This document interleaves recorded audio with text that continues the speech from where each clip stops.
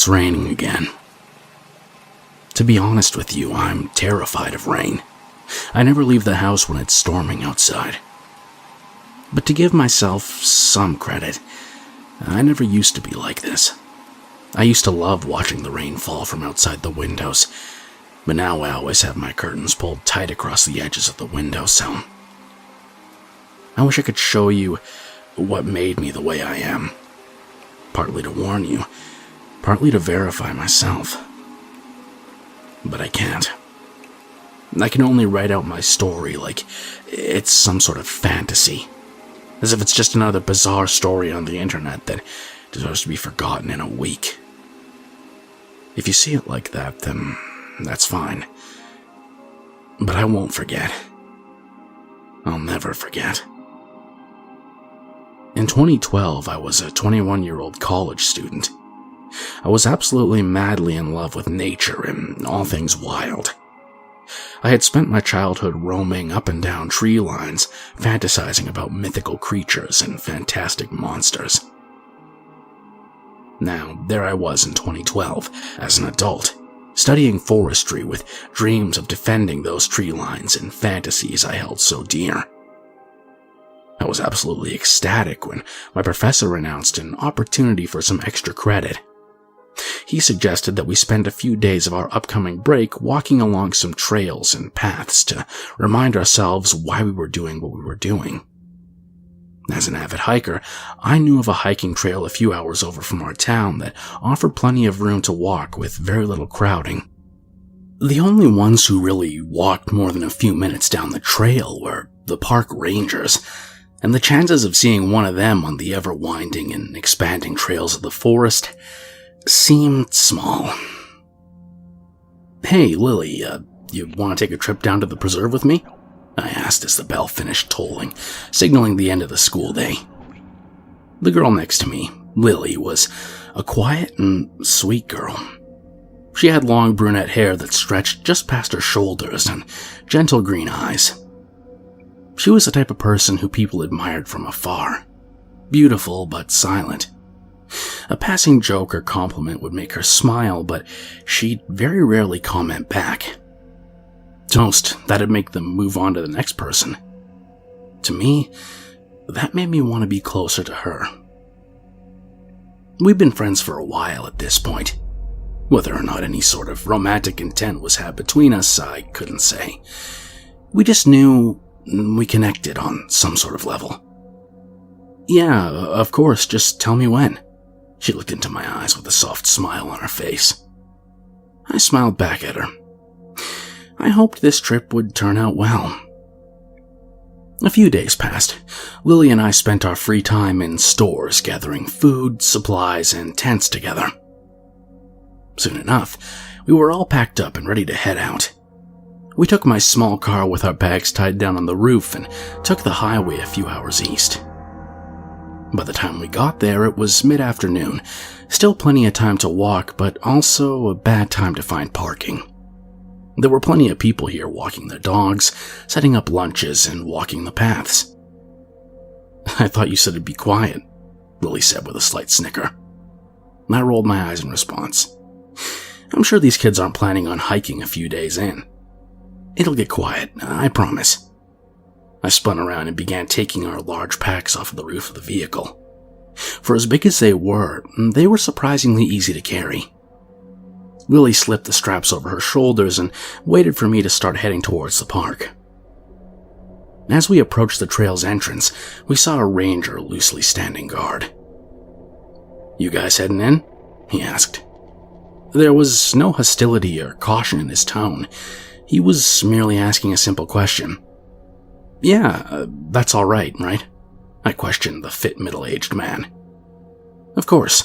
Just let me know your names and take my card. If you need anything, call down to the station. There's a couple ranger shacks deeper in. Feel free to use them if you need to, just make sure to clean up."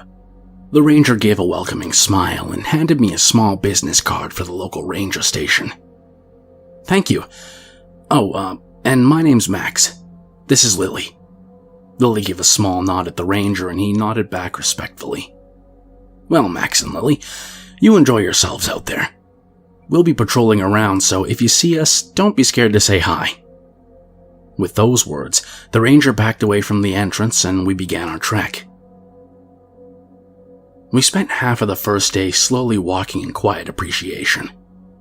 There's something so liberating about walking with no time limit. It's like all the world's stress slides right off your back, and the only thing you have to worry about is yourself. In that exact moment, you're all that matters. No bills, no studies, no cares. Just avoid snakes and strange plants and you're all set. It wasn't too long into our journey before the sun began to nestle itself behind the trees, and the warm but steadily dropping temperature of the late afternoon's winds began sweeping under our sweaty clothes. "Let's find a clearing to settle into," Lily said, her head tilting from one direction to the other, looking for a place to set up. I nodded in approval and saw a small opening further down the path, clearly made by others who took a similar trip. It only took a few minutes to set up our tents in the clearing and to start a small fire. After all that walking and hard work, we were finally ready to be off our feet for a while. Lily plopped herself down on the opposite side of the fire I was sitting at and pulled out a granola bar to eat. I felt a rumble in my stomach and pulled out one of my own. "This place is really beautiful," she said, taking a large bite out of the bar. "Yeah, haven't seen many animals yet, though." I unwrapped my food and placed it on my lips, ready to take a bite. I quickly glanced over at Lily and froze. In the increasingly darkening forest just off the trail, just behind Lily, was something about the size of half a football. It was cloaked in the darkness, but I assumed it had to have been some sort of small critter. I began to squint my eyes trying to focus on it, but whatever it was seemed to fade out of existence, going straight into the ground. "Everything all right?" Lily asked. I realized it must have seemed like I was staring at her with food half in my mouth. I laughed and shrugged, shaking my head softly. "Yeah, sorry. I thought I saw an animal or something off in the woods. It was small. Could have just been a rabbit or something. It must have burrowed into the ground, though." My friend peered over her shoulder into the silent woods and looked around. I knew she couldn't see anything. Whatever it was left as quickly as I caught sight of it. We ended up finishing our meal, extinguishing the fire, and climbing into our separate tents. I slept like a log. All of that walking put me out like a light. It wasn't until the morning that I woke up. I stumbled out of the tent, nearly tripping on the small fabric ledge at the exit of my portable shelter. The hot and humid summer's morning sun hit me like a pile of bricks. "Just so you know, I think we need to watch out for snakes," Lily said softly while I was wiping my brow. I looked over to see her undoing the tent's supports from the forest floor. "Did you see one?" I asked, bending down and following suit with the camp cleanup. "I think so. I heard something rubbing on the bottom of my tent last night. I opened my eyes, and the indents on the walls looked like a pretty thick snake trying to wiggle its way in." She didn't seem bothered by the potential late-night visitor, so I kept her warning in my mind, but continued on. As our journey went on, we realized that every step we took, there was another blotch in the sky. Somehow a storm was brewing overhead that none of the forecasts we'd watched warned us of. "How much longer until it rains?" Lily was interrupted by a large thunderclap nearby in the clouds. I felt the earth tremor below us before a few raindrops began falling from the dimly lit sky. "Thanks, Lily," I said, arching my head towards her direction. She scoffed and I laughed. The rain was little more than a small drizzle at that moment, but it was clear it was going to get worse. "Let's hurry and find a place to set up." I watched as she began to increase her pace, slowly moving from a walk into a jog, heading deeper down the trail. I followed suit right next to her. For a while, it seemed like we weren't going to find a clearing anytime soon. We were already on the verge of being considered undoubtedly drenched, And to our luck, at that exact moment of thought, another strong explosion of thunder erupted from above. This time, the floodgates opened. Rain began to fall with a purpose, and with enough force to erupt on impact, splashing everything nearby with the drops of watery contents. "Hey, right over there," I heard Lily yell out, just barely audible through the thunderous rain. She was heading off of the main path down a small side trail nearby. I looked at where she was heading and saw a small cabin. I ran off the path with her. With each step, more and more mud thrust itself against my legs. I increased my speed, hoping to catch up to my light-footed friend, but something caught me off guard. The tip of my foot slid underneath something, and my momentum carried me downwards, face first into a mud bath. For a few seconds, I was dazed, just laying down in the runny muck pit. I eventually looked down to my feet and saw what looked like a thin tree root also caked in dirt, erupting out of the ground. But, as my eyes kept on the root, those initial assumptions fell to the wayside. The shimmering of the mud is what made me realize that whatever this object was, it was moving just beneath the mud. And then it clicked in my head. The snakes Lily had brought up. I had just tripped over one of them. I felt a shiver cross over my back, and I jolted back up to my feet and continued on my path, abandoning that snake. Without another incident, I made it to the cabin doors and bursted inside, finally free from the hurricane-like storm. "Wow," a familiar voice rang out in the shack. I looked over to see a drenched but otherwise clean Lily staring at me with an amused smile on her face. "Decide to have a wrestling match out there?" "Ha ha, funny," I said, looking down at myself.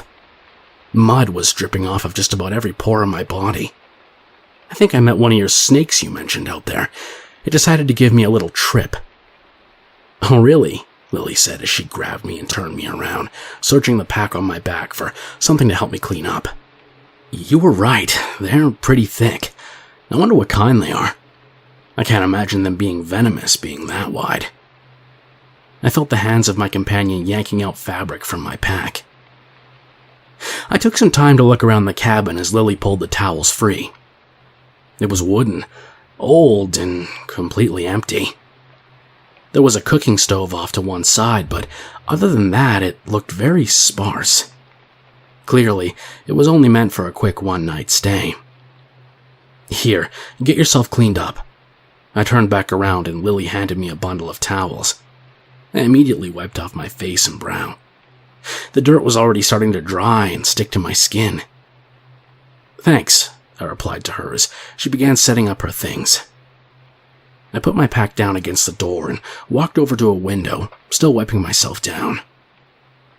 I watched as the rain continued its assault on the earth, the dirt running like rivers down the valleys and trails, both natural and man-made. "It looks terrible outside," I remarked. I heard a small groan of acknowledgement come from behind me. I let my eyes trail over the forested wetland over to the path we took to get up here. My body locked up when I saw something right where I tripped. Something was protruding from the ground, like a small pillar. I rubbed the inside of the window fruitlessly to clear off the fog and obstructing rain. I could barely make out what looked like a thick, partially submerged branch broken off on one end, with small twigs splintering off skyward. "Hey, come and look at this," I called out to Lily, who was still fondling around with her bags. "Is it the snake?" she asked, rising to her feet. "I don't think so. It looks weird, though." I watched the mud-coated object get hammered by rain as Lily approached and peered outside. "Is that a broken tree root?" she suggested. I could only shrug. Whatever it wasn't moving. "Wait," Lily chimed in again. "Look at the color." As more and more of the rain ran its way down the object, the less obstructed by mud the object became. I narrowed my eyes, pushing past the raindrops on the window, and noticed exactly what Lily was talking about. Whatever was under that mud was a pale shade of gray. "Oh my God," Lily gasped and grabbed her mouth. "What is it?" I turned and looked at her, my eyebrow upturned in confusion. "Look at the end of it," she said, holding her breath. I turned my gaze back outward and focused in. I felt my heart drop. Fingertips. It was an arm reaching out of the ground, still as the grave. "Oh my God," my voice wavered slightly. "We should call the Rangers and get them out here. Where's their card?" she asked, hand extended towards me. I reached into my pocket and pulled out a wet but legible business card. Without hesitation, Lily snatched it out of my hand and began dialing the number in. "Hello, I'd like to report something on one of the trails." She paced back and forth on the squeaky cabin floors. I turned and kept my gaze on the hand. It looked petrified in place, fingers eagerly reaching towards the sky, letting the water rush over it. "We're at..." she began to stutter. "We're at, I heard the voice on the other end of the phone chirp up and Lily nodded. "Hey Max, can you take a step outside and tell me what the number is next to the door?" I peeled my eyes away from the hand. I felt an increasingly oppressive air pressing its way inside the cabin. I shook my intuition away and walked to the door. I opened up and stepped outside. I peered towards the arm and could see it more clearly without the blurry window between us. It was hairless, smooth, and the fingernails seemed clean and trimmed. The water that gushed over it almost seemed to vanish on impact, as if it was some sort of sponge. I had to force my eyes away from it to view the number on the wall. 17. I took a deep breath, repeating the number in my head before the sound of a loud clap echoed off behind me. I jumped slightly on edge. I turned back towards the direction of the arm and saw nothing in its place, just the mud quickly running down the trail. I swallowed hard and rushed back inside. The number's 17, but I think the arm fell back into the mud. It's not there anymore. Lily's eyes went wide as she relayed that information over to the dispatcher. It wasn't too long until she pulled the phone away from her ear and hung up. They told us to stay put and that this storm's not going to pass anytime soon. They said they've got a ranger on the way and the police were informed, but it might take them a while to reach us out here. I bit my lip and looked back outside towards the empty path. "I hope it didn't get dragged away by the current," I mumbled. Lily came up right beside me, joining me at the window. "I'm sure they'll be able to follow that mud slick down to wherever it goes. On the bright side, that rain cleaned you up a bit." She gave a reassuring smile and I looked down at myself. My clothes were still riddled with mud, but the rain on my skin seemed to have washed away most of the dirt. "I guess that's always a plus," I said stoically. "Come on, Max. Let's make ourselves at home, at least. I'll just lock the door in case, well, you know." Her voice trailed off. "In case there's a killer out there?" I mumbled at her as she walked over the door and flipped the lock. She turned around and averted her eyes from my gaze, choosing instead to continue her mission of getting set up. After a few minutes of silence, we had our food laid out in front of us. We had agreed that once the ranger gets here, our little expedition was over. We'd seen more than enough in the past 2 days than we could have in a lifetime. "Let's eat and try to get some sleep," I said, chowing down on some extra rations. Lily nodded and joined in on the feast. With full stomachs, we set up for bed. I noticed my friend kept looking out towards the darkened windows, and I could feel the tension in the air. "Everything all right?" I asked. Lily shook her head dismissively. "I just feel weird, like I'm being watched. I'm sure it's nothing, but just to be safe." She ripped off her pillowcase, then mine, before walking over to the windows and draping them over the glass as makeshift curtains. I don't want anything looking in at us while we sleep." "I don't blame you." I made my way to my bedroll and caseless pillow before lying down, trying to get comfortable. Lily did the same. It was a few hours into the night before I heard Lily's hushed voice. "Max! Max! Wake up! Do you hear that?" I opened my eyes, less groggy than I expected, and met Lily's gaze. She was staring at the wooden door of the cabin. I spent a few seconds watching the door before I lightly saw the handle of the door jiggle. Someone was trying to get in. "What do we do?" Lily asked. I was speechless. "Maybe it's the..." Our whispered conversation was interrupted by a loud knocking coming from the other side of the wooden door. I jumped to my feet. It's got to be the cops. I began my slow, meticulous walk to the door. "Who's out there?"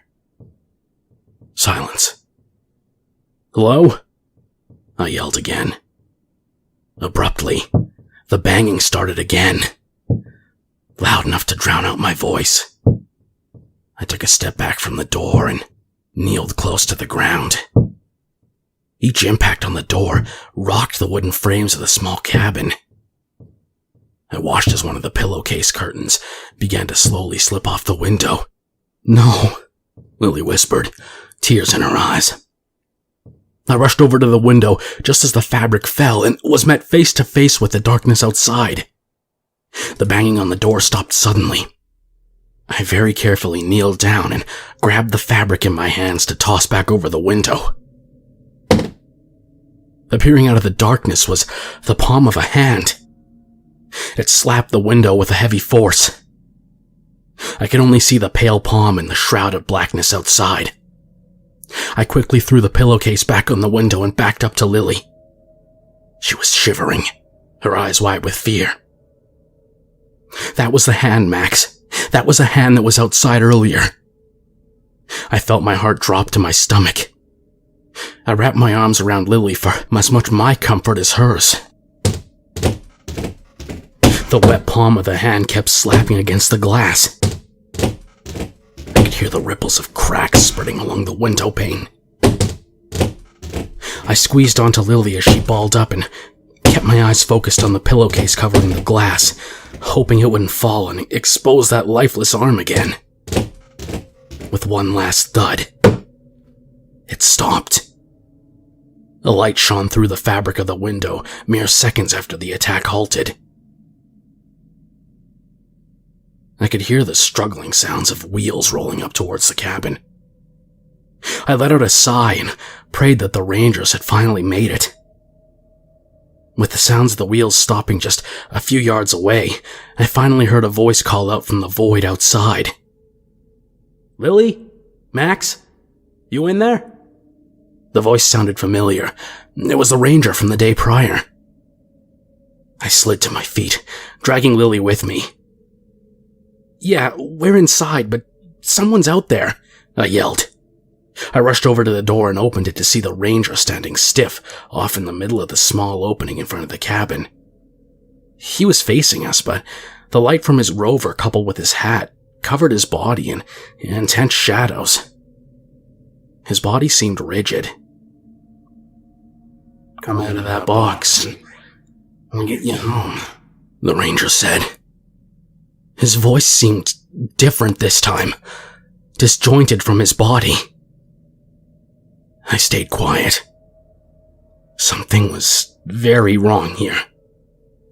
"Step out of there, now," the voice grumbled, unrecognizable from earlier.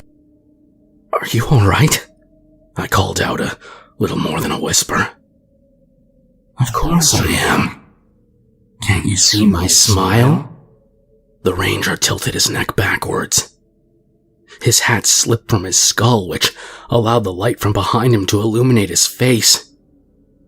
His eyes were wide and both full of pain and fear. His lips were quivering in shock. I backed up more into the doorway and watched as two impossibly long fingers trailed their way from behind the Ranger's head and made their way across his cheeks to his mouth. They slid inside with little resistance and began pulling his lips outward in a mockingly gruesome smile. Then they kept prying. I watched as his lips strained with the force of the fingers inside his mouth. His lips became white with the stress placed against them, before a shower of red erupted from his mouth, parting the centers of his lips like sliced meat. "I'm so perfectly happy," a voice called out from just behind the ranger. Thick and unnatural. I looked for the source and froze. There, right next to the ranger's feet, was a half-submerged human face dug deeply into the mud. Its black, cold eyes shone from some unknown source. Whatever this was a monster of the strictest definition. Its gaze was so vastly separated from humanity that there was no common ground between us. As I locked eyes with this thing, human in shape and deviled in eyes, I saw the ranger fall into the mud. Just behind his head was a long spider-like arm stretching out of the ground, seemingly changing its size and shape as if it only faintly followed the laws of this reality. The ranger's body twitched and spasmed on the ground as more and more lifeless hands began to slither out from the mud, wrapping their hands around his body. I was so thirsty, but now I'm so very hungry, the submerged head called out, unblinkingly towards me. Without another warning, the ranger's body was ripped out of the earth and devoured by the mud. The ground where he was shifted and bubbled over like a small eruption. The creature's eyes stared at me with a deadening gaze. It was observing me. I let out a small chirp from my mouth. Without changing expression, the head effortlessly started gliding through the earth towards the cabin, fingers and arms popping out from the earth around it like fins from a shark. I had stored enough courage to slam the door shut and lock it before running back over to Lily, who saw the whole thing. "What is that?" she asked, her voice trembling. I shook my head and slumped down next to her. "I don't know." We sat in silence until the sounds of the scratching came from below the floorboards. Hundreds of fingers tearing away flesh to the bone trying to burrow their way upwards. All we could do was sit in the corner furthest away from the windows and pray they didn't get to us. That night we watched as the floors pulsated upwards and downwards as the foundation began to crumble. Those arms were going to drag us and our wooden coffin downwards into the earth. I didn't know what to do.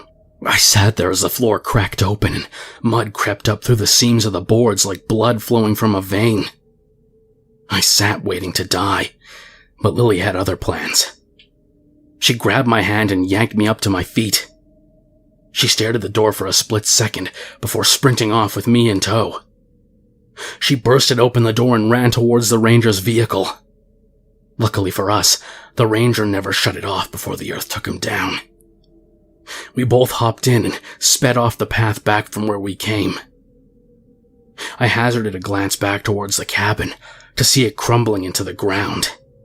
But there was something else there. Still half submerged on the path mere yards away from us was that unblinking head.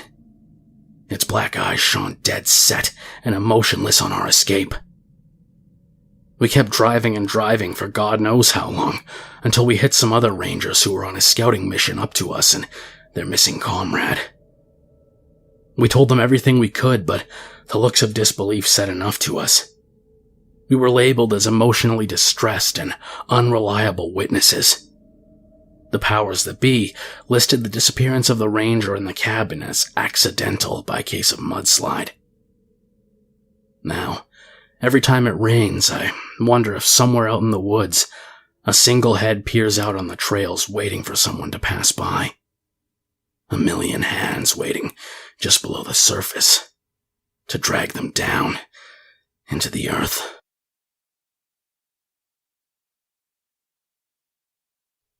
If you made it this far, I hope you'll follow me on Twitter at kingspook creepy.